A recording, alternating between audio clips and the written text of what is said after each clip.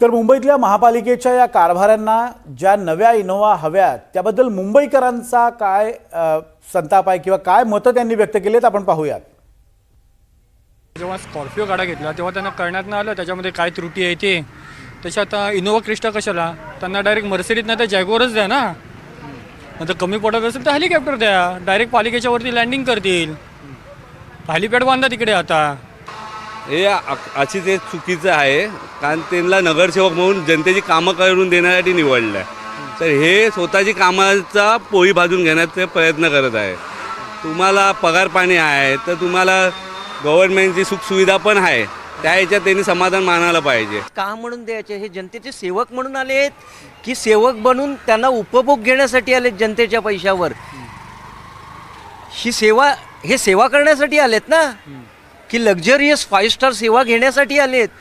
म्हणजे जनतेने काय म्हणून निवडून दिलं, आता हा प्रश्न जनतेला पडायला लागलेला आहे। अहो, मुळात आज अनेक गोष्टींसाठी सामान्य नागरिकांना वॉर्ड ऑफिसर असो, जेई असो, येई असो, यांच्याकडे फेऱ्या माराव्या लागतात, तेव्हा त्यांना त्यांचा त्रास दिसत नाही, त्यांच्यासाठी आपण काहीतरी करावं हे सुचत नाही।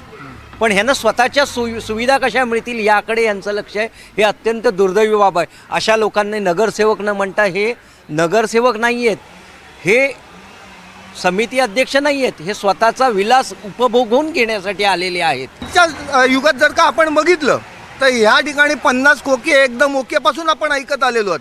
तर हे इकडून तिकडे माकड उड्या मारतात आणि या माकड उड्या मारण्यासाठी देखील हे पैसे घेत असतात। तर ह्यांनी गोळा केलेला लुबाडलेला पैसा जो आहे ना, तो प्रचंड आहे, अमाप प्रमाणात पैसा आहे।